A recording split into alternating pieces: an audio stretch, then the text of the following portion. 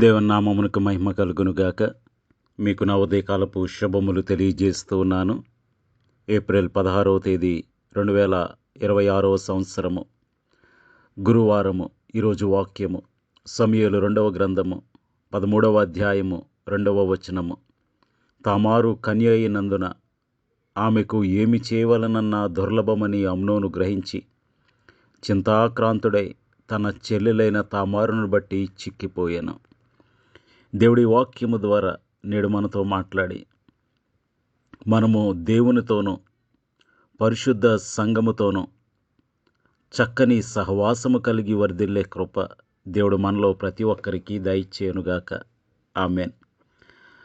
మొన్నటి దినము నుండి అనగా సోమవారం నుండి 2వ సమూయేలు గ్రంథం 13వ అధ్యాయం మనం ధ్యానించటం ప్రారంభించాము. దావీదు కుమారుడు అబ్షాలోమునకు తామారని ఒక సుందరతయగు సహోదరి ఉన్నదని, అయితే దావీదునకు మరి ఒక భార్య ద్వారా కలిగిన అమ్నోను అనే కుమారుడు ఈమెను మోహించాడని మనము ధ్యానించాము. అయితే నిన్నటి దినమున ఏ విధంగా చెడు సహవాసము అతనిని నాశనము చేసిందో, ఏ విధంగా చేయకూడని చెడు స్నేహము చెడు సాంగత్యము అతడు చేశాడో, దానివలన ఎటువంటి ప్రతిఫలము పొందాడో ధ్యానించాము. అయితే చేయకూడనిది చేయకపోవటం మాత్రమే కాదు, కానీ చేయాల్సింది చేయకపోయినా ప్రమాదమే. చూడండి, ఇతడు చేయాల్సింది పరిశుద్ధుల సహవాసము. తన తండ్రి అయిన దావీదైతే దినమునకు ముమ్మారు ప్రార్థిస్తూ ఉన్నాడు, దేవుని సన్నిధిలో సంతోషిస్తూ ఉన్నాడు, దేవుని మందిరములో ఆనందిస్తూ ఉన్నాడు. అతడు ఎంతో గొప్ప సంతోషముతో ఒబేదెదోము గృహములో నుండి దేవుని నిబంధన మందసమును తోడుకుని వచ్చాడు. మరి ఇవన్నీ గమనిస్తున్న అమ్నోను మాత్రం దేవుని సన్నిధికి వెళ్ళక, అతడు ఈ వ్యభిచారపు ఆత్మచేత పట్టబడినవాడై, పీడింపబడుతున్నవాడై, శోధింపబడుతున్నవాడై ఉండగా, అతడు ఎంత అద్భుతమైన సహవాసము అతనికి ఉండగా అందులో సహవాసము చేయక అతడు కృషించిపోతూ ఉన్నాడు. చూడండి ఈ మాట, తామరును ఏమీ చేయలేక అతడు చింతాక్రాంతుడై ఉన్నాడు అని వాక్యం సెలవిస్తుంది. అంటే అతడు ఒంటరిగా ఉన్నాడు. ఆ ఆలోచనలు అతనిని తినివేస్తూ ఉన్నాయి, నెమ్మది లేకుండా చేస్తూ ఉన్నాయి. అప్పుడు అతడు ఏం చేయాలి? ఆత్మీయులైన వారి యొద్దకు వెళ్ళాలి, వారితో కలిసి ప్రార్థించాలి. అందుకనే దేవుడు సంఘమనే సహవాసాన్ని మనకు అనుగ్రహించాడు. శోధింపబడటం తప్పు కాదండి. ప్రభు అయిన యేసు కూడా శోధింపబడ్డారు, కానీ శోధనకు పడిపోవటమే తప్పు. అలాని శోధన కలగదా? ప్రతి ఒక్కరికి కలుగుతుంది. ఎంత చెట్టుకు అంత గాలి. ప్రతి ఒక్కరూ తమ తమ పరిస్థితులను బట్టి శోధింపబడుతూ ఉంటారు. దేవుని సేవకులు శోధింపబడరా? శోధింపబడతారు. యవనస్తులు యవనురాండ్రు శోధింపబడరా? శోధింపబడతారు. రకరకాల శోధనలు అపవాది ఎప్పుడు అతడు చేస్తూనే ఉంటాడు, శోధిస్తూనే ఉంటాడు. అందుకనే అతని పేరు శోధకుడు. శోధించటం, నిరంతరం శోధించటం అతని పని. అయితే శోధకుడు మనలను శోధిస్తూ ఉన్నప్పుడు, ప్రియ సహోదరుడా సహోదరి, నీవు పరిశుద్ధుల సహవాసమనే కంచెలోనికి వెళ్ళిపోవాలి. వారితో కలిసి ప్రార్థించాలి. వాక్యమనే కంచెలోనికి వెళ్ళిపోవాలి. ఆ కంచెలో నీవు క్షేమంగా ఉండగలవు. అందుకనే చూడండి, సామెతల గ్రంథంలో ఒక యవనస్తుడు మనకు కనిపిస్తాడు. అతడు ఈ విధంగానే సంఘముల మధ్య జీవిస్తూ ఉన్నప్పటికీ, చక్కని సహవాసము అతనికి అందుబాటులో ఉన్నప్పటికీ, అతడు ఆ సహవాసంలో పాల్గొనక, దేవుని దాసుని మాటలకు లోబడక, ఉపదేశమును త్రోసివేసి, దేవుని సేవకుల బోధకుల పరిశుద్ధుల గద్దింపును తృణీకరించి, వారి మాటలను వినక, వారి ఉపదేశములకు చెవియొగ్గక ఏ విధంగా నాశనమైపోయాడో ఈ సామెతల గ్రంథం 5వ అధ్యాయంలో స్పష్టంగా జ్ఞాని అయిన సొలొమోను రాస్తూ ఉన్నారు. చూడండి, అతడు తప్పు చేశాడు, పాపం చేశాడు, పడిపోయాడు.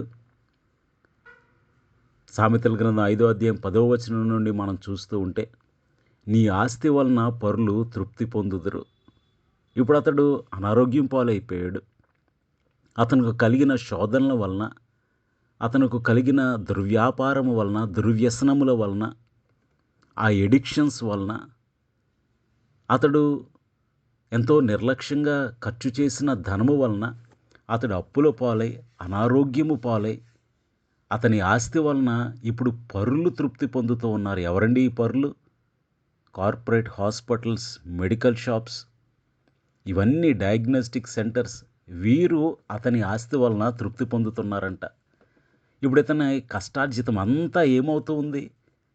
నీ ఆస్తి వలన పరులు తృప్తి పొందుదురు, నీ కష్టార్జితము అన్యుల ఇల్లు చేరును.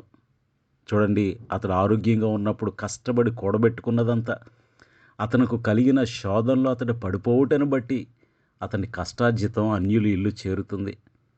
ఇతని కష్టార్జితంతో ఇతని భార్యాపిల్లలు సంతోషించాల్సింది ఇప్పుడు ఇతని కష్టార్జితంతో వేరే వారి భార్యలు, పిల్లలు సంతోషిస్తూ ఉన్నారు. ఎంత విచారం! ఇది ఎందుకు కలిగింది? అతడు సహవాసమును తృణీకరించినందున. చూడండి, 11వ వచనం ఎంత విచారకరంగా మనకు కనిపిస్తూ ఉందో. తుదకు నీ మాంసమును, నీ శరీరమును క్షీణించినప్పుడు, అయ్యో ఉపదేశమును నేనెట్లు త్రోసివేసి తిని, నా హృదయము గద్దింపునెట్లు తృణీకరించెను. నా బోధకుల మాట నేను వినకపోతిని, నా ఉపదేశకులకు నేను చెవియొగ్గలేదు.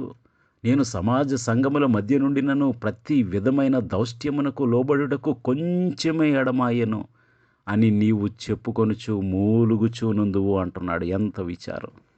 ఎవరితో చెప్పినా వారు నవ్వుతారు, లేదా మంచిగా అయిందని అనుకుంటారు. కాబట్టి ఎవరికీ చెప్పుకోలేక తనలో తాను ఈ యవనస్తుడు ఎంత కృంగిపోతూ ఉన్నాడో చూడండి. దానికి కారణం ఏంటో తెలుసా? ఉపదేశకుల మాట వినలేదు, వారి బోధకు చెవియొగ్గలేదు, వారి గద్దింపును తృణీకరించాడు. ఆ ముసలోళ్ళు అలాగే చెప్తారు, ఆ సేవకులు, పాస్టర్లు అలాగే చెప్తారు. లైఫ్ ఎంజాయ్ చేయటం వారికి చేత కాదు, ఇంకా నాకు చాలా సమయం ఉంది, ఇవన్నీ వారు చెప్పుకుంటూ కేవలము చేయాల్సిన మంచి సహవాసము చేయకపోవటను బట్టి ఏ విధంగా ఇతడు నాశనమైపోయాడో, అమ్నోను గొప్ప కష్టమును, వేదనను, బాధను తెచ్చుకున్నాడో మనం గమనిస్తూ ఉన్నాం. సంసోనుకు శోధన కలిగినప్పుడు అతడు విశ్వాసముతో దేవుని సన్నిధికి వెళ్ళి, ప్రభువా నా శరీరం ఈ విధంగా శోధిస్తుంది అని ప్రార్థించి ఉంటే ఎంత అద్భుతంగా ఉండేది. ఏదేను వనములో అపవాది శోధించినప్పుడు దేవుని యొద్దకు వెళ్ళి, ప్రభువా ఆ శోధకుడు ఈ విధమైన ఆలోచన చెప్తూ ఉన్నాడు అని చెప్తే ఎంత అద్భుతంగా ఉండేదో. ప్రియా సహోదరుడా, సహోదరి, మన పరలోకపు తండ్రి మనలను అర్థం చేసుకునేవాడు. నీకు కలుగుచున్న ఏ శోధనైనా దేవునితో you can openly discuss it with God. ప్రభువా ఈ విషయంలో నాకు ఎంత శోధన కలుగుతుంది, ఈ విషయంలో నా శరీరం లాగుతుంది, ఈ వ్యసనము నేను జయించలేకపోతున్నాను, ప్రభువా ఈ విషయంలో నా డబ్బును ఖర్చు చేయటం నేను ఆపలేకపోతున్నాను, ప్రభువా అక్కడికి వెళ్ళటం నేను మానలేకపోతున్నాను, ప్రభువా ఇవి చూడటం నేను ఆపలేకపోతున్నాను. You can tell everything with your heavenly father. నీ పరలోకపు తండ్రితో నీ హృదయాన్ని కుమ్మరించగలిగే స్వతంత్రం నీకుంది ప్రియా సహోదరుడా, సహోదరి. కాబట్టి ఒకవేళ తప్పిపోయిన కుమారుని వలె నీకున్న ఆశలను బట్టి, లోకాశలను బట్టి నీవు దూరమైపోయేవేమో, ప్రభు క్షమించటానికి సిద్ధ మనసు కలిగిన వాడు. ఒకవేళ అమ్నోను వలె శోధింపబడుతూ ఉన్నావేమో, అమ్నోను కలిగిన శోధన వంటి శోధన కాకపోయినా మరే శోధనలో నీవు ఉన్నా, you can come boldly to the presence of God. దేవుని యొద్దకు నువ్వు రావచ్చు. ప్రభువా ఈ శోధన, ఈ విషయంలో నేను బహు శోధింపబడుతున్నాను, నేను పడిపోకుండా నాకు స్థిరమైన విశ్వాసం దయచేయండి, నీ వైపే చూచుచూ సాగిపోయే కృప నాకు దయచేయండి అని ప్రార్థన చేద్దాం. ప్రియ సహోదరుడా, సహోదరి, అమ్నోను చెడు సహవాసం వలన ఏ విధంగా నాశనమైపోయాడో నేను చూసాం. అయితే మంచి సహవాసము చేయకపోవటం కూడా ప్రమాదమే. మరి ప్రియ సహోదరుడా, సహోదరి, ఆదివారపు ఆరాధన నిర్లక్ష్యం చేస్తున్నావా? సంఘ సహవాసాన్ని తృణీకరిస్తున్నావా? బోధకుల ఉపదేశానికి చెవియొగ్గటం లేదా? ఏం పోతాంలే, ప్రతి ఆదివారం పోయేదనుకుంటున్నావా?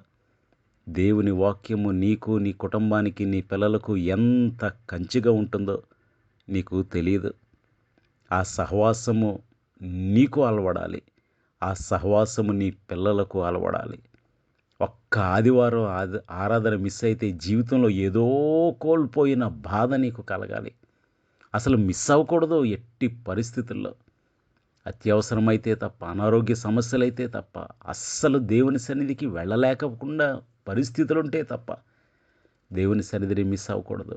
అది మనకు క్షేమము, అది మనకు ఆశీర్వాదము, అది మనకు కాపుదల. ఆ సహవాసాన్ని మనం తేలిగ్గా తీసుకుంటున్నామేమో.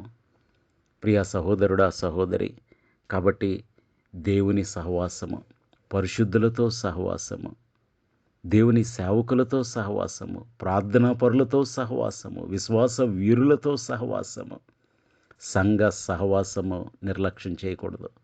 అమ్నోను అలా నిర్లక్ష్యం చేసి తగిన మూల్యం చెల్లించుకున్నాడు. మనకి బుద్ధి కలగటానికి, మనం ఆ విధమైన శోధనలో పడకుండటానికి దేవుడు ఇవన్నీ పరిశుద్ధ గ్రంథంలో రాయించి ఎన్ని వేల సంవత్సరాలు వాటిని భద్రపరిచి మన మాతృభాషలో మన కొరకు రాయించాడు. కాబట్టి వాక్యానుసారముగా జీవిద్దాం. శోధన కలిగినప్పుడు ప్రభువు సన్నిధికి వెళ్ళి ఆయన పాదముల మీద పడి ఒప్పుకుందాం.